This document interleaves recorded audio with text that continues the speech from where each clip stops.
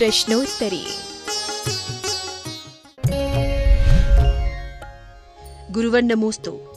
भगवान की शरण में जाने वाला क्या भव्य जीव कहलाता है? क्योंकि पूज्यवर पूज्यपाद स्वामी ने सर्वार्थ सिद्धि ग्रंथ में स्पष्ट उल्लेख किया कि पंच परावर्तन के अंतर्गत जो व्यक्ति समोषण में भी जाकर के भी अनंतानंत काल तक भटक सकते हैं, तो भव्य तो है ही, पक्का है।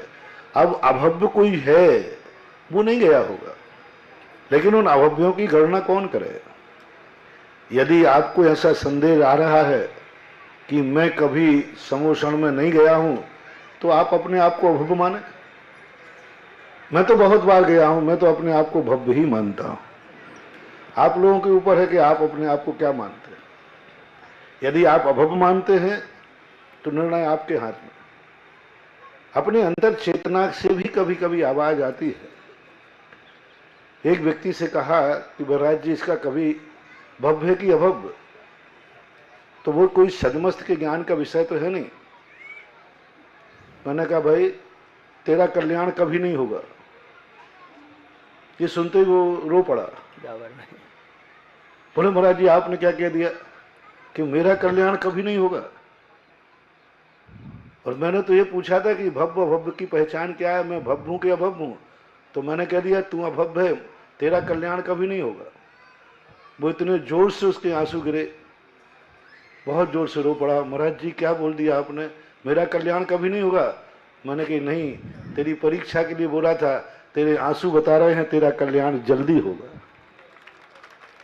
एक परीक्षा थी उसकी कहने की, क्योंकि उसका अंतरंग चेतना, जब कोई अपन को ऐसी कोई बात सामने आ जाए तो एक अंदर स्पंदन होता है। वो स्पंदन से हम पता कर लेते हैं कि हमारे भवितव्यता क्या है।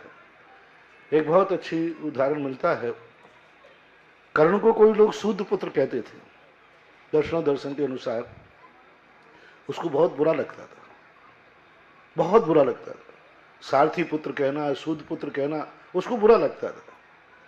अब वो कहता था बाद में कि भाई, जब मैं सारथी के यहाँ पला हूं तो मुझे सारथी पुत्र लोग कहते हैं, तो इसमें बुरा क्यों मानता हूं? वो अपने मन को झकझोरता था, लेकिन उसको फीलिंग होती थी। अब उसको ये पता नहीं था कि मैं सारथी पुत्र नहीं हूं, मैं पांडु पुत्र हूं। लेकिन अंतर चेतना बताती थी। वो बिल्कुल अनभिज्ञ था, क्योंकि बचपन में ही उसका जो कुछ भी वियोग हुआ था। बाद में जाकर के जब एक दिन कर्ण प्रतिज्ञा करते हैं कि या तो अर्जुन जीवित रहेगा या मैं जीवित रहूंगा।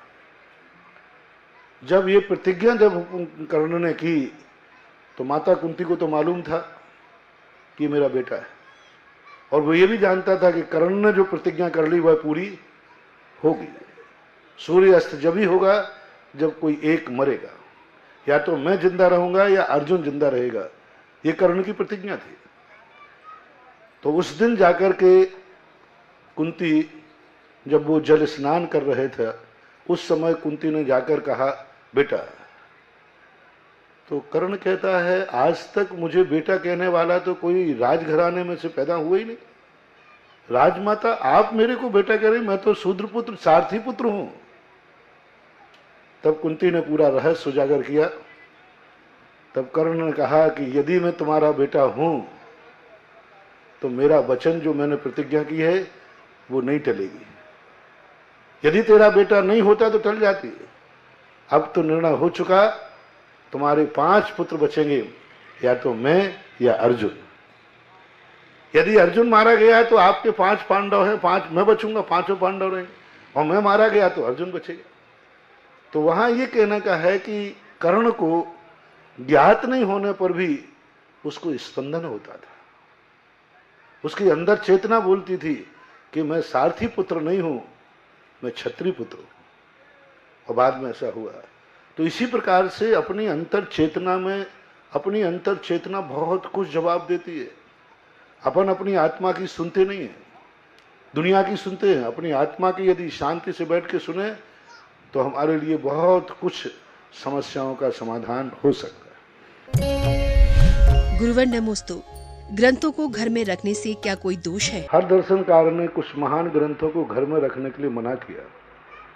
ऐसे वैष्णव दर्शन में कहते हैं वेद और महाभारत नहीं रहना चाहिए, जैन दर्शन में कहते हैं सिद्धांत ग्रंथ नहीं रहना चाहिए, हर दर्शन, क्योंकि ये इतने गहन विषय वाले होते हैं, गृहस्थी में मर्यादा नहीं रहती, गृहस्थी गृहस्थी के हिसाब से चलती है। गृहस्थिक कार्य जहाँ होते हों वहाँ इतनी पूजनीय और पवित्र वस्तु नहीं रखना चाहिए कि उसका सम्मान भी न हो सके, नहीं रखना चाहिए। गुरुवर नमोस्तु। स्वाभिमान और अभिमान में क्या अंतर है? स्वाभिमान रखना चाहिए कि नहीं? सबसे बड़ी चीज है कि स्वाभिमान की आड़ में लोग अभिमान पालते हैं। स्वाभिमानी व्यक्ति बहुत विनयशील होता है। स्वाभिमानी व्यक्ति हर स्थान पर झुकने को तैयार रहता है। स्वाभिमानी व्यक्ति अकड़ता नहीं है। लोग कहते हैं कि मेरा भी कोई स्वाभिमान है, ये स्वाभिमान नहीं, ये अभिमान है। अभिमानी व्यक्ति सामने वाले की उपेक्षा नहीं, अपेक्षा करता है, विनयशील होता है, सामने वाले को अपने साथ लेने का प्रयास करता है। इसलिए स्वाभिमान का सबसे बड़ा लक्षण है जो व्यक्ति सदा विनयशील हो, जो सदा अपने अंदर दया भाव रखता हो, अहिंसा का भाव रखता हो, क्षमा का भाव रखता हो, ऐसा व्यक्ति विनयशील कहलाता है। और जो व्यक्ति अक्कड़ कहलाता है, जैसे रावण कहता कि मेरा एक स्वाभिमान है, स्वाभिमान नहीं था, वो अभिमान था। इसलिए स्वाभिमानी व्यक्ति का लक्षण विनयशील होता है। गुरुवर नमोस्तु। बाहुबली भगवान की प्रतिमा खड्गासन अवस्था में होती है, क्या पद्मासन अवस्था में भी हो सकती है? बाहुबली भगवान जब अपने जीवन काल में मुनि दीक्षा ली, जब तक केवल ज्ञान में वो खुद नहीं बैठे हैं, तो हम भक्त लोग उनको बैठाने के लिए चेष्टा क्यों करें? उन्होंने जिस दिन से दीक्षा ली, उन्होंने केसलॉन्च भी खड़े होकर के ही किए। दीक्षा लेकर के अबाध रूप से 1 वर्ष तक वो खड़े रहे, तो उनकी एक असाधारण विशेषता को हम क्यों परिवर्तित करें? इसलिए आज तक किसी भक्त ने उनकी मूर्ति पद्मासन में। गुरुवर नमोस्तु। अष्टमी और चौदस के दिन गलत काम करने के लिए मना क्यों करते हैं? शास्त्रों में अष्टमी और चतुर्दशी का दिन आकाश में योगी नक्षत्र होते हैं। उस दिन नक्षत्र बहुत पवित्र होते हैं और इसलिए कहा जाता है कि इन पर्वों के दिन गलत कार्य मत करना। ये गलत कार्य करने वाले का नाश करते हैं, और पर्व के दिनों में अच्छा कार्य करते हैं तो सोने में सुहागा होता है। जैन दर्शन में रावण के संबंध में एक कथानक आता है। रावण ने जब एक विद्या सिद्ध करने के लिए गया तो उसने कहा कि जो विद्या हम 6 महीने में सिद्ध कर पाएंगे, यदि उस विद्या का ध्यान हम पर्व के दिन में करें तो वो हमें 8 दिन में प्राप्त हो सकती है। इससे सिद्ध होता है कि पर्व के दिनों का जो भौगोलिक चित्रण है, उसके लिए बहुत बड़ा सहयोग मिलता है। पवित्र पृथ्वी, सारी चीज़ें पवित्र होती हैं। उस दिन जनमानस के मन भी पवित्र होते हैं, भौगोलिक भी पवित्रता होती है, खगोल पवित्र होते हैं। उस दिन नक्षत्रों का शुभ योग होता है। इसलिए अष्टमी और चतुर्दशी को अच्छे कार्यों के लिए, धार्मिक कार्यों के लिए वह अच्छी है, सांसारिक कार्यों के लिए ठीक। गुरुवर नमोस्तु। किसी पर्व पर परिवार में किसी की मृत्यु हो जाए तो भगवान का पूजन करने में दोष लगेगा क्या? बात ऐसी है कि लोग पता नहीं क्यों धर्म से ही दुश्मनी पालते हैं। धर्म कार्य के दिन यदि कोई विघ्न आ जाए या कोई मरण को प्राप्त हो जाए तो साहब अब दिवाली नहीं मनेगी, क्योंकि दिवाली को दादी मर गई थी। अब बात साहब रक्षाबंधन ही मरेगा। मैं पूछता हूं कि ठीक है, यदि आपकी परम्परा जी दुख की घटना घट गई, कैसे? यदि किसी शादी के दिन कोई मर जाए तो क्या उस घर में उसके बाद फिर शादियां नहीं होती? मुझे शेयर करें। कितने घरों में मान लो शादी की बारात आई और दादी मां मर गई, तो उस दिन उस घर में नियम हो जाना चाहिए आज के बाद कभी शादी नहीं होगी, क्योंकि शादी के दिन वहां तो कमरे में उसको कफन डाल करके फेरे फेर लेते हो, किसी को बताते भी नहीं हो कि भाई मर गई। तो ये सब बहुत बड़ी अज्ञानता है। अरे धर्म कार्य के दिन, धर्म पर्व के दिन यदि किसी का मरण हो जाए तो अभाग्य मानना चाहिए, डबल दिवाली मनाना चाहिए कि हमारा बहुत बड़ी मूर्त है। रक्षाबंधन के दिन कोई मरे तो अपने आप को अभाग्य मानना चाहिए। धूप दशमी के दिन किसी का मरे, 10 लाख क्षण पर्व के दिन में, जिस दिन पर्व हो उस दिन किसी की मौत हुई हो, दिवाली मनाई जा रही है, जिस दिन भगवान महावीर ने अपना शरीर छोड़ा उस दिन मरण मिल जाए। आप लोग तो कुछ भी कहो, मैं तो यही भावना भाता हूं कि भगवान उस पर्व के दिन मेरा मरण हो जिस पर्व में भगवान को निर्माण हो। अभाग्य मानना चाहिए, और भावना जैसी रहती है वैसी होती है। हमारे एक बहुत बड़े राष्ट्र संत हुए हैं विनोबा भावे, हमारे देश के। उनका हमेशा एक ही बात थी कि मेरा मरण महावीर स्वामी जैसा हो। सल्लेखना से वो प्रभावित थे, समाधि से बहुत प्रभावित थे। उन्होंने कहा मरना है तो जैन तरीके से मरो, क्योंकि जैन दर्शन मृत्यु को महोत्सव मानता है। मृत्यु को महोत्सव, मृत्यु आना ही निश्चित है, पर उसको हर्ष के साथ स्वीकार करो। देखो क्या निमित्त मिला, सन लगभग 82 की घटना है। हम लोगों के चतुर्मास एमपी में था। प्रातःकाल दिवाली का निर्माण लाडू चल रहा था। उसी समय तुरंत, उस समय ये टीवी वगैरह तो थे नहीं, ट्रांजिस्टर से सूचना आई कि विनोबा भावे ने ठीक उसी समय शरीर छोड़ा है जिस समय भगवान महावीर को निर्माण हुआ है। आप देखो जिंदगी भर उनकी साधना थी, और उन्होंने वही संलेखना की। उस समय मिनिस्टर थी प्राइम मिनिस्टर इंदिरा गांधी। उन्होंने उनको बहुत दबाव दिया कि आप दवाई लीजिए, तो विनोबा भावे ने कहा कि मेरे और परमात्मा के बीच में अब संबंध हो चुका है, इसमें दबाव और दवाई की जरूरत नहीं है। तो ऐसे दिनों के लिए आप लोगों को बिल्कुल छोड़ देना चाहिए, और उस दिन आपको डबल धूप खेना चाहिए।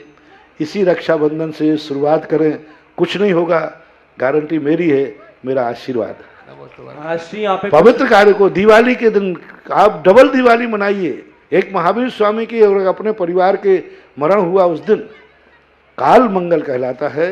इनको रूढ़ियों को छोड़ना चाहिए, अन्यथा कई बार में, अच्छा आपका किसी सड़क पर एक्सीडेंट हो जाए, भाई इस सड़क से कभी मत जाना, ये हमें फलती नहीं। गाड़ी में एक्सीडेंट हो जाए तो मकान को, घर वालों को कभी गाड़ी नहीं खरीदना चाहिए। बोले गाड़ी, हमारे यहाँ एक व्यक्ति मर गया था, आज के बाद अपने घर में गाड़ी नहीं आएगी। है ना, संसार के कार्यों में कोई अशुभ नहीं, परमार्थ के कार्यों में सोचना हमारा बहुत छोटा सोच है। गुरुवर नमोस्तु। जैन समाज की महिलाओं को लाख की चूड़ियां पहननी चाहिए कि नहीं? देखो, लाख के संबंध में प्रोसेस आप पता करें, बहुत हिंसात्मक तरीके से बनाई जाती है। बहुत जीवों का उसमें संहार होता है। एक बार किसी ने मुझे नेट पर दिखाया था कि किस प्रकार से कीड़ों को उत्पन्न करता है और किस प्रकार उनको यातनाओं के साथ मार करके लाख बनती है। ये लाख का प्रयोग कदापि नहीं करना चाहिए, हिंसात्मक है। जो करते हैं उनके जीवन में दुआएं नहीं, उन जीवों की बद्दुआएं होती है। अक्सर कर लाख की चूड़ियां पहनने वालों की ज़िंदगी में कहीं ना कहीं आंसू जरूर आता है। मैंने इसका फिर जब मुझे पता चला तो मैंने प्रैक्टिकल किया कि लाख की चूड़ियां जिन जिन ने शगुन में पहनी हैं उनका कहीं ना कहीं से अपशकुन हुआ, और उनको ज़िंदगी में कहीं ना कहीं ऐसे अभाव से गुजरना पड़ा जहां उनके आंसुओं की धारा अविरल बहाना पड़ी। इसलिए इससे बचना चाहिए। गुरुवर नमोस्तु। मन रहित जीव पर्याय धारण करने के लिए किस प्रकार पुरुषार्थ करे? मन कोई पुरुषार्थ नहीं करता। मन अपनी आंखों के समान है, मन एक कानों के समान है। जैसे अपनी आंख है, अपना कान है, ऐसे ही मन एक हृदय है। 8 पाखुड़ी होती है इसकी। जैसे अपने आंख का कान का शेप है ना, ऐसा हृदय जहाँ अपनी लास्ट सीने की हड्डी होती है, वहाँ पर 8 पाखुड़ी वाला एक कमल का आकार होता है, वैसा मन होता है। तो जैसे हम आँख से देखते हैं, आँख नहीं देखती, आँख नहीं देखती, आँख से देखते हैं। कान नहीं सुनता है, कान से सुनते हैं। हमारा मुंह नहीं बोलता है, हम मुंह से बोलते हैं। बोलने वाली तो चेतनता है। आँख नहीं देखती, आँख से देखते हैं। कई बार आँख खुली रहती है, हमारा उपयोग कहीं दूसरी तरफ होता, हमें कुछ नहीं दिखता। इसी प्रकार मन जो है, ये मन एक विचारों का आदान प्रदान करने का एक स्थान है। वस्तुतः हमारे यहाँ शुद्ध ज्ञान होता है। जो असंगी जीव होते हैं उनके यहाँ एक शुद्ध ज्ञान है, जिसे भाव शुद्ध कहते हैं। उस शुद्ध ज्ञान के माध्यम से वो अपने सारी धारणाएं बनाते हैं। सपोज कीजिए एक मधुमक्खी है। एक मधुमक्खी बहुत दूर खेतों में जाती है, फूल का रस लेती है और आकर के अपने ही छेदे पर बैठती है। तितैया होती है, कितनी दूर उड़ के जाती है, लेकिन जब वो आएगी तो बाजू में और भी बहुत सारे घर हैं, उनमें नहीं जाती, वो अपने ही बिल में जाती है। इससे सिद्ध है कि उनका मति ज्ञान और शुद्ध ज्ञान के माध्यम से वो अवग्रह, ईहा, आवाय और धारणा करते हैं। चींटी के पास भी धारणा है, मच्छर के पास भी धारणा है। वो जानता है कि मुझे कहाँ बैठना है, मेरा भोजन क्या है, कौन सी चीज़। हर वस्तु को मच्छर नहीं खाएगा, जो उसके खाने लायक है वही खाएगा। चींटी हर वस्तु नहीं खाती है।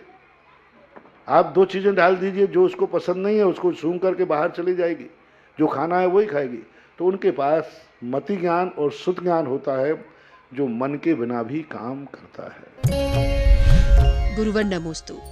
संसार असर होने के बावजूद मनुष्य मायाजारी और राग द्वेष क्यों करता है? हर तंबाकू सिगरेट के डिब्बे पर लिखा रहता है स्वास्थ्य के लिए हानिकारक, फिर भी लोग क्यों पीते हैं? हर पाउच पर लिखा है तंबाकू चबाना स्वास्थ्य के लिए हानिकारक है, फिर भी पीते हैं। हर व्यक्ति को मालूम है कि शराब हमें नुकसान करती है, विक्षिप्त करती है, परिवार को उजाड़ती है, जिंदगी बर्बाद करती है, क्यों पीते हैं? क्योंकि दुनिया में मूर्खों की और अज्ञानियों की कमी नहीं है। क्योंकि उस मूर्खता और अज्ञानता के कारण व्यक्ति नहीं विचार पाता, व्यसनों में इतना पड़ जाता है कि स्वयं को और स्वयं के परिवार को भी नाश कर देता है। यही एक उसकी सबसे बड़ी कमजोरी है। जानता है, अनजाना नहीं है, और जान करके कर रहा है, इसकी एक प्रकार की विवेकहीनता कहलाती है, अज्ञानता कहलाती है। गुरुवर नमोस्तु। मनुष्य शांति पाने के लिए भागदौड़ करता है, फिर भी नहीं मिलती। आखिर शांति मिलती कैसे है? हर व्यक्ति बीमार होने पर दवाई खाता है। सभी एक समान दवाई नहीं खाते, कोई खाता, कोई खाता, कोई खाते खाते मर भी जाता है। दवाई एक तो नहीं खाता ना कोई। सब प्रकार की बीमारियां नाना प्रकार की हैं, दवाइयां नाना प्रकार की हैं। तो कोई किसी डॉक्टर के पास जाता है, कोई किसी दवाई खाता है, लेकिन कई बार दवाई नहीं लगती है। दवाई यदि किसी को नहीं लग रही है, इसका अर्थ लोग दवाई खाना बंद ना कर दें। एक मरीज दवाई खाते खाते मर गया, तो दूसरे ने कहा कि जब दवाई खाते हुए मर सकता है तो आज से मैं दवाई का त्याग करता हूं। तो उसने ये नादानी की है कि अच्छा किया, क्योंकि एक दवाई खाते खाते मर गया था। तो इसी प्रकार होता है कि दवाई खाते खाते भी लोग मर जाते हैं, फिर भी दवाई खाना बंद नहीं करना चाहिए। शांति के उपाय खोजते खोजते भी कई बार शांति नहीं मिल पाती है, फिर भी जो शांति के उपाय हैं वो करना ही चाहिए। किसान खेत में बीज बोता है, कई बार बीज भी नहीं आता, कई बार बीज आकर फसल उजड़ जाती, ओले पड़ जाते। इसका अर्थ है नहीं कि वो खेत में बीज बोना बंद कर दे। 10 बार भी फसल नष्ट हो तो भी जब भी फसल आएगी बीज बोने से ही आएगी। इसी प्रकार जो शांति के उपाय कहे गए हैं, उन उपायों को हमेशा शांति के लिए उपयोग किए जाते हैं। अब किसी की किस्मत में नहीं होता है तो उससे मार्ग दूषित नहीं होता है।